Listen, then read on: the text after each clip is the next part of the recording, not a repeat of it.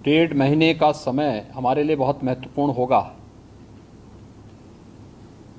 इसमें 9 या 10 को जो भी मुस्लिम धर्मगुरु घोषित करेंगे उस दिन उनकी बकरीद का कार्यक्रम संपन्न होगा पूरे प्रदेश के अंदर, और 14 जुलाई से लेकर के लगभग श्रावण पूर्णिमा तक यह पड़ेगा। 12 अगस्त को रक्षाबंधन का पर्व भी पड़ेगा।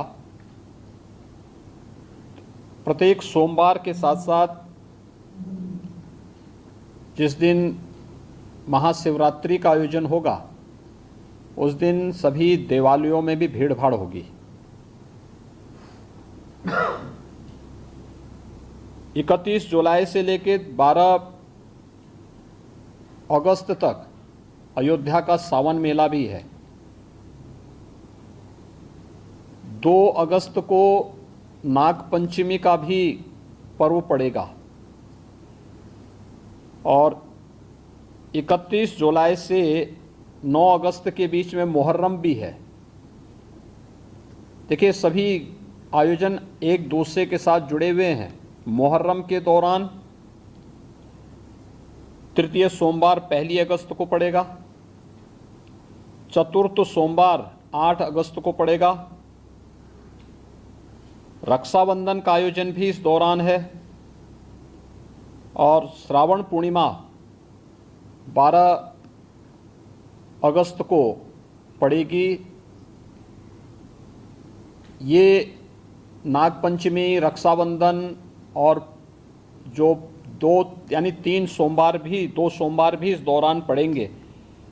इस दिशा से इसकी कार्य योजना बनाने के लिए जो हम लोगों ने धर्मगुरुओं के साथ संवाद बनाने की कार्रवाई को विभिन्न अवसरों पर अपनाया है, उसको हम पहले से ही तैयारी कर लें और बहुत सारे जनपदों ने इस पर अपना कार्य प्रारंभ भी किया है। और मुझे लगता है कि हमें इसको एक निरंतरता देनी चाहिए। संवाद बनाने में कोई भी किसी भी प्रकार की कोई समस्या नहीं होनी चाहिए। ये निचले स्तर पर कहीं पर थाना स्तर पर पीस कमेटी की मीटिंगों के माध्यम से और थानाध्यक्षों के और अन्य जो हमारे इंस्पेक्टर, सब इंस्पेक्टर हैं, इनके माध्यम से भी कुछ धर्मगुरुओं के साथ, पुजारियों के साथ या अन्य जो मौलवी हैं उन सब के साथ हम लोगों को संवाद बनाने में कोई भी संकोच नहीं होना चाहिए। समाज के जो मानिंद हैं, अलग अलग तबके के, उन लोगों के साथ भी संवाद बनाने में हमें किसी भी प्रकार का कोई संकोच नहीं होना चाहिए। दूसरा, उससे ऊपर भी जो हमारा सर्किल है या ज्वाइंट मजिस्ट्रेट हैं उनके माध्यम से भी, या जो उप जिलाधिकारीगण हैं, ये लोग भी संवाद बनाएं, अच्छा होगा। अलग अलग धर्मगुरुओं के साथ, समाज के मानिंदों के साथ में, जिनकी समाज में अपनी एक पकड़ होती है, जनप्रतिनिधियों के साथ संवाद बनाना, उनकी गतिविधियों पर भी निगाह रखना, नज़र रखना। ऐसे ही जो एडिशनल एसपी और एडीएम स्तर के अधिकारी हैं, वे लोग भी अपने इस कार्यक्रम को करें और जनपद स्तर पर जिलाधिकारी और पुलिस अधीक्षकों को भी संवाद के इस कार्यक्रम को आगे बढ़ाना होगा। यह सुनिश्चित करें, क्योंकि ये सारे कार्यक्रम पड़ेंगे और 15 अगस्त को स्वतंत्रता दिवस का कार्यक्रम भी होगा, जो चूँकि अमृत महोत्सव है आज़ादी का, तो इस अवसर पर कुछ विशेष आयोजन होंगे। उन आयोजनों के साथ पूरा प्रदेश जुड़ेगा।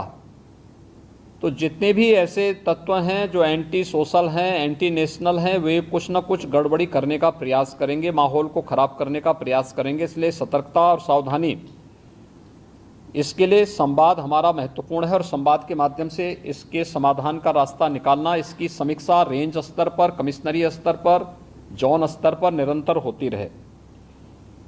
पर्व और त्यौहार कोई भी हो, शासन की जिम्मेदारी बनती है वहां पर सुविधा देना और सुरक्षा का बेहतर माहौल देना।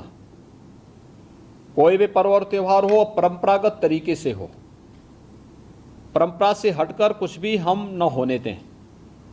आयोजकों के नाम नोट करें, आयोजकों से हम लोग एप्लीकेशन जरूर लें और उनसे सुनिश्चित जरूर कराएं हमने गृह विभाग को भी मैंने एक परफॉर्मा उपलब्ध करवाया था कि उसे हर एक जनपद में उपलब्ध कराएं और उसी के माध्यम से अनुमति भी सुनिश्चित कराएं।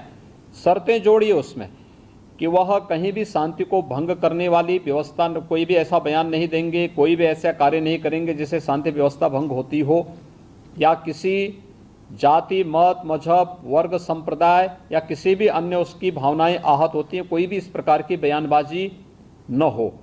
इस पर ध्यान देने के लिए हमें जहां व्यवस्था बनानी पड़ेगी वहीं साथ ही साथ हम इस बात को सुनिश्चित करेंगे बकरीद के लिए मुस्लिम धर्मगुरुओं के साथ और इस आयोजन के साथ जुड़े हुए जितने भी लोग होंगे उन सभी के साथ हमें संवाद बनाना होगा। कावड़ यात्रा के लिए भी हमें कावड़ संघों के साथ, कावड़ संघ हैं बने हुए हर एक जगह, उनसे भी संवाद बनाना पड़ेगा। अगर हम उसी स्तर पर संवाद बनाएंगे तो बाद में जब ये भीड़ इकट्ठी होती है तो उस समय समस्या नहीं खड़ी होती है, तब ये कार्यक्रम एक रूटीन का हिस्सा बन जाता है, फिर उसमें कोई समस्या पैदा नहीं होती है। इसलिए उन सभी चीज़ों को हमें पहले से ही एक संवाद बनाकर करना होगा। मुहर्रम के अवसर पर भी मुहर्रम से जुड़े हुए जो अलग अलग ताज़िया लेकर के जाते हैं उनके साथ पहले से संवाद होना चाहिए। कहीं भी कावड़ यात्रियों का और मुहर्रम के जुलूस आपस में टकराने की नौबत ना आने पाए, इसके लिए पहले से रूट तैयार कर लेना, पहले से सुनिश्चित करना कि किसी की भावनाएं आहत भी न हो और दोनों कार्यक्रम संपन्न हो जाएं, परंपरा का उल्लंघन भी कहीं न हो, इस बात को सुनिश्चित करेंगे और इस पर हम लोग पहले से ही ध्यान देंगे जिससे कहीं भी कोई बात न हो। दूसरा, नगर विकास के द्वारा और पंचायती राज विभाग के द्वारा स्वच्छता को, सैनिटाइजेशन को जहां प्राथमिकता के आधार पर आगे बढ़ाना होगा, वैसे भी संचारी रोग नियंत्रण का एक कार्यक्रम 1 जुलाई से चल रहा है। स्वच्छता, सैनिटाइजेशन उसका प्रमुख पार्ट है। इसको हम विशेष रूप से एक अभियान के रूप में लें। बकरीद के दिन कुर्बानी जहां होगी वह सार्वजनिक स्थल नहीं होगा, जो निर्धारित स्थल और पहले से चली आ रही वहीं पर होगा। हम सुनिश्चित करें कि यह स्थान कोई सड़क, कोई चौराहा या कोई ऐसा सार्वजनिक पार्क या कोई ऐसा स्थल न हो जहां को लेकर के अनावश्यक विवाद हो। और कुर्बानी के बाद जो भी वहां पर सॉलिड वेस्ट पड़ा हो उन सबको निस्तारण करने की भी व्यवस्था की जानी चाहिए, चाहे वह आयोजक करें, चाहे वह नगर निकाय या पंचायती राज विभाग से जुड़े हुए लोग करें। इस व्यवस्था को पहले से सुनिश्चित होना चाहिए कि कुर्बानी के तत्काल बाद उसकी सफाई की व्यवस्था भी हो जाए जिससे गंदगी न होने पाए। और वह जो सॉलिड वेस्ट आप डालेंगे वह एक ऐसी जगह रखना चाहिए जहां बस्ती से दूर हो, नहीं तो बहुत तेज बदबू करेगा। उसके बाद तमाम प्रकार की बीमारियां और अन्य संक्रामक बीमारियां वहां पर होने के खतरे होते हैं। इन चीज़ों को सुनिश्चित करेंगे। उसको पानी में बहाएंगे भी नहीं, ये भी सुनिश्चित करेंगे। जल जमाव न हो कहीं भी नगरीय क्षेत्र में, चाहे वह बकरीद से जुड़े हुए आयोजन हो, कावड़ यात्रा से जुड़े हुए हों, नाग पंचमी के कार्यक्रम हो, या फिर श्रावण पूर्णिमा के या सावन जो मेला लगता है अयोध्या में, कहीं भी जल जमाव न हो, इस बात को भी हमें ध्यान में रखना होगा। शुद्ध पेयजल की आपूर्ति के लिए भी विशेष व्यवस्था देखनी पड़ेगी। हम लोग लगातार देख रहे हैं, लगातार न्यूज़पेपर में, अन्य जगहों पर हम लोग इस बात को देखते हैं कि शुद्ध पेयजल की आपूर्ति नहीं हो रही है। हो सकता है बरसात के कारण कहीं कोई समस्या आ रही हो, वहां पर हम लोगों में एक अवेयरनेस तो पैदा कर ही सकते हैं कि अगर पानी इस प्रकार का है तो वह पानी को गर्म करके छानने के बाद तब उसका सेवन करें। हम उनको उनके भरोसे न छोड़ें। बच्चे बीमार हो सकते हैं, कोई अन्य समस्या खड़ी हो सकती है, उस पर हम ध्यान दें। स्ट्रीट लाइट की व्यवस्था, बरसात के समय में वैसे भी इसके बारे में हमें अलर्ट रहना पड़ेगा। नगर निकायों को भी जहां जहां ये आयोजन हो और कावड़ यात्रा से जुड़े हुए जितने भी रूट हों वहां पर भी स्ट्रीट लाइट की व्यवस्था ठीक हो। सुरक्षा के प्रति अत्यंत सतर्क रहना पड़ेगा, पेट्रोलिंग बढ़ाना पड़ेगा, सोशल मीडिया पे नजर रखनी पड़ेगी। और कोई भी व्यक्ति भड़काऊ बयान देता है या कोई भी ऐसी बयानबाजी करता है जो सुरक्षा के लिए या किसी समुदाय की भावनाओं को आहत करके उसे भड़काने की कार्रवाई कर रहा है तो हमें कार्रवाई करने से हिचकना नहीं चाहिए और बहुत सख्त कार्रवाई उन स्थितियों में हमें करनी चाहिए। दूसरा, विद्युत विभाग से जुड़ा हुआ है जिसमें विद्युत की आपूर्ति अनवरत बने। जर्जर पोल और तार को पहले से हम रिप्लेस कर लें, उसका मरम्मत आदि का काम कर लें, जो भी हमें करना हो उसको हम कर लें। सड़कों की मरम्मत सुनिश्चित कर लें, ये ग्रामीण हो, शहरी क्षेत्र की सड़कें हो, जिन सभी संबंधित विभागों से हो, जिलाधिकारी और मंडलायुक्तगण इन सब की समीक्षा जनपद स्तर पर सुनिश्चित कर लें कि कहीं भी और जवाबदेही के साथ करवाएं, जल जमाव न हो, गंदगी न हो, सड़कों में गड्ढे न हो, इन बातों को हम सुनिश्चित करें।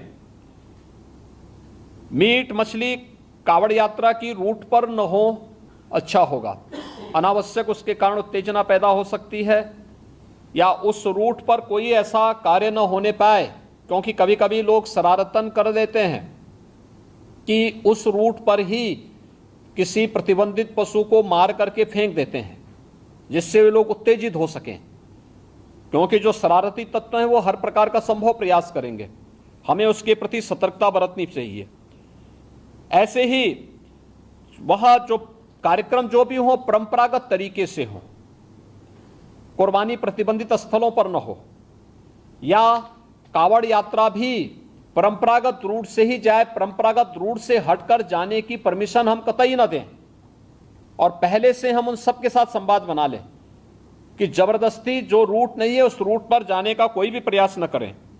इन बातों को हम सुनिश्चित करेंगे हर जनपद में, और जहां पर इन सभी कार्यक्रमों के लिए हो विशेष कंट्रोल रूम की स्थापना करके निश्चित उसकी वहां पर नियमित समीक्षा भी की जानी चाहिए। पीस कमेटी की बैठक के बारे में मैंने पहले कहा, यातायात प्रबंधन के बारे में भी जहां आवश्यक हो वहां पर हमें लोकल स्तर पर उसकी व्यवस्था सुनिश्चित करनी चाहिए। अंतर जनपदीय समन्वय के साथ ही अंतर्राज्यीय समन्वय को भी हम प्राथमिकता दें। खासतौर पर पश्चिमी उत्तर प्रदेश में गाजियाबाद से हरिद्वार के बीच में जो कावड़ यात्रा चलेगी, इस कावड़ यात्रा के रूट में अगर आप देखेंगे तो दिल्ली से, पंजाब से, हरियाणा से, राजस्थान से और भी अन्य स्थलों से काफ़ी बड़ी संख्या में कावड़ यात्री आते हैं। अच्छा होगा उन राज्यों के साथ हम पहले से संवाद बना लें, संवाद बना करके उनको राज्य सरकार के द्वारा क्या क्या नियम बनाए गए हैं उसके पालन के बारे में उनको बता दें। दूसरा, जो मैंने पहले भी कहा स्वास्थ्य विभाग में, कि जो लोग कोविड से इन्फेक्ट हुए थे सेकेंड वेव के दौरान, वो लोग बहुत लंबा पैदल चलने का प्रयास न करें, अनावश्यक रूप से उनके जीवन के साथ खिलवाड़ हो जाएगा।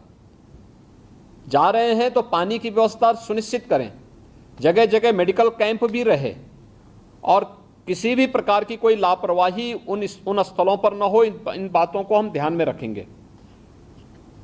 प्लास्टिक फ्री सभी आयोजन हो, किसी भी आयोजन में जब प्लास्टिक को हम लोग 19 में प्रतिबंधित कर चुके हैं और इधर भारत सरकार ने 1 जुलाई से प्लास्टिक पूरी तरह प्रतिबंधित किया है, तो हम लोग प्लास्टिक फ्री पूरी व्यवस्था को बनाने का प्रयास करें। स्वच्छता का विशेष ध्यान दें। कावड़ महिला और पुरुषों के लिए अलग अलग टॉयलेट हों, पर्याप्त मात्रा में जल की आपूर्ति वहां पर होती रहे, ये भी हम इसको देखें। और सतर्कता के लिए सेक्टर स्कीम अभी से हम लागू कर सकेंगे तो ये अच्छा होगा। इन सभी कार्यक्रमों को व्यवस्थित तरीके से अभी से लेकर के और स्वतंत्रता दिवस के कार्यक्रम के लिए जो भी आयोजन हर जनपद के लिए, हर विद्यालय के लिए, हर ग्राम पंचायत के लिए हमारा प्रयास होना चाहिए कि ग्राम पंचायत के सचिवालय में भी स्वतंत्रता दिवस के दिन भारत का राष्ट्र झंडा फहराया जाए। नगर निकायों में होना चाहिए, हर नगर निकाय के अंदर अच्छा आयोजन होना चाहिए, सांस्कृतिक कार्यक्रम होना चाहिए, राष्ट्रभक्ति के गीतों को का वहां पर कार्यक्रम हो, स्वतंत्रता संग्राम सेनानियों को। दूसरा, शहीद परिवारों के लोगों को, रिटायर्ड जो आर्मी से जुड़े हुए जितने भी रिटायर्ड पर्सन हैं, इन सबको बुला करके उनका सम्मान हो। शहीद परिवारों को, शहीद परिवार सेना से जुड़े हो सकते हैं, पैरामिलिट्री से जुड़े हो सकते हैं, पुलिस से जुड़े हो सकते हैं, आखिर उन्होंने भी तो सुरक्षा में योगदान दिया है। उन लोगों के सम्मान का कार्यक्रम होना चाहिए, हर एक जगह होना चाहिए।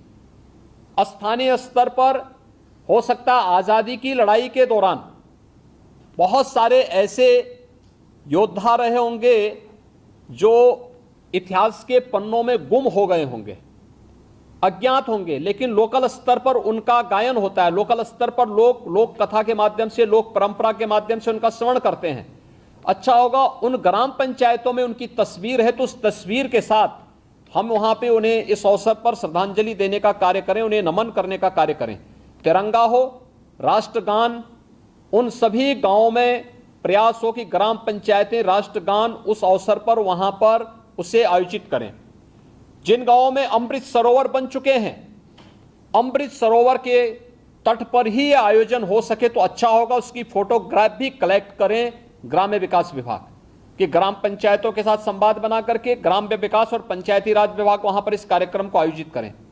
नगर विकास विभाग भी इस बात को सुनिश्चित करें कि अगर अमृत सरोवर बन चुके हों तो अमृत सरोवरों के तट पर भी कुछ कार्यक्रम लोकल पार्षद के नेतृत्व में इन आयोजनों को हम कर सकेंगे। उसका अपना एक मैसेज होगा। और समाज के हर तबके के मानिंदों को बुलाइए, जितने भी ऐसे सिविल सोसाइटी से जुड़े हुए नागरिक हैं, उन लोगों को भी हमें इस आयोजन के साथ शामिल करना चाहिए और समाज के उन सभी लोगों को सम्मानित करना चाहिए जिनका योगदान राष्ट्रीय सुरक्षा के लिए या सुरक्षा बलों से लोग जुड़े हुए रहे हैं या कोई शहीद परिवार है, उन लोगों को हम लोगों को उस अवसर पर बुला करके सम्मानित करना चाहिए। इसकी एक विस्तृत कार्य योजना मुख्य सचिव के स्तर पर यहाँ पर राज्य स्तर से तैयार हो जाए और इसे भव्य रूप में आयोजित करने की व्यवस्था की जानी चाहिए।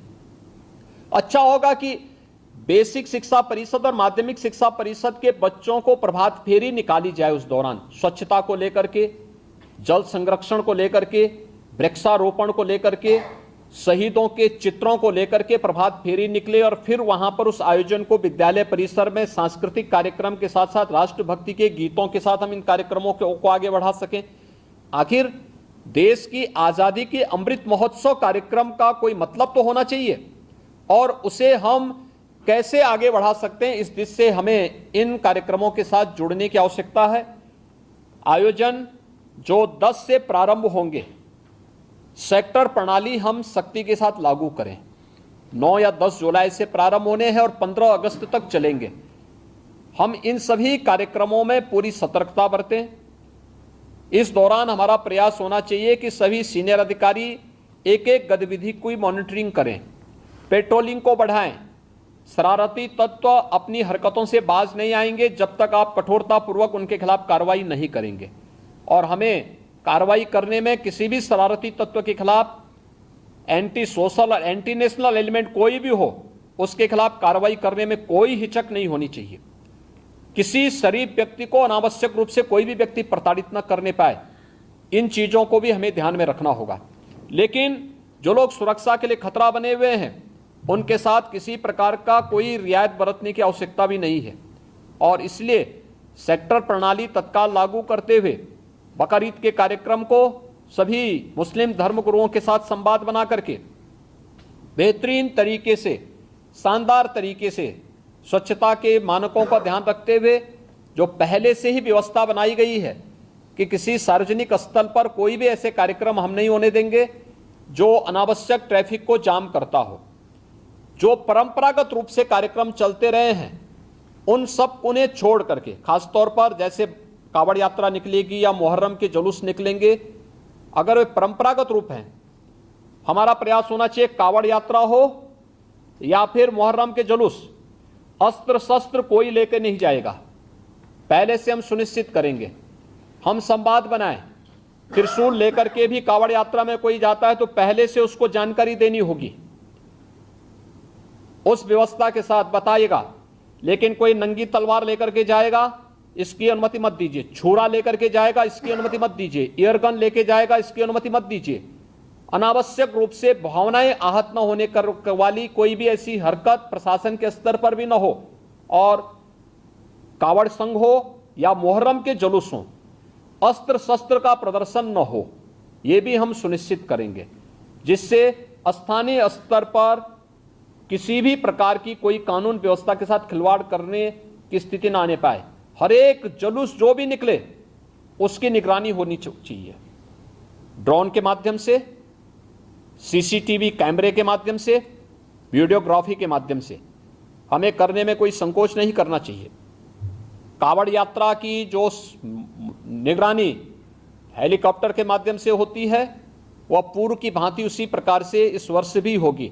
हमें उसकी समीक्षा भी करनी चाहिए और जब भी उसकी आवश्यकता पड़ती है तो उसके अनुसार हम शासन से उसकी परमिशन लेकर के, शासन से उसकी व्यवस्था लेकर के वह भी सुनिश्चित करेंगे। डीजे एक निश्चित वॉल्यूम में ही बजना चाहिए और संवाद बना करके हम इस बात को सुनिश्चित करेंगे, हम प्रतिबंधित नहीं करेंगे, लेकिन उसको संवाद बना करके एक निश्चित वॉल्यूम में बजाने की परमिशन देंगे और उसमें केवल अगर कावड़ यात्री हैं तो कावड़ यात्री इस बात को सुनिश्चित करेंगे कि वे उसमें केवल भगवान शिव से जुड़े हुए भजन ही बजाएंगे, कोई ऐसा फिल्मी गाना नहीं बजाएंगे जिसके कारण अनावश्यक रूप से माहौल खराब होता हो और धार्मिक भावनाएं एक सामान्य भक्त की आहत होती हो। ये भी हमें कावड़ यात्रियों से पहले से ही संवाद बना करके उनसे आग्रह करना चाहिए। ऐसे ही मुहर्रम के जुलूस में भी वे लोग डीजे बजाएंगे, हम सुनिश्चित करें उसकी वॉल्यूम को कंट्रोल करें, अनावश्यक रूप से ढोल और ताशा बजा करके शोरगुल उतना न बचाएं जो कान फोड़ू हो जाए, और कान फोड़ू व्यवस्था को हमें रोकना पड़ेगा, हर हाल में रोकना पड़ेगा।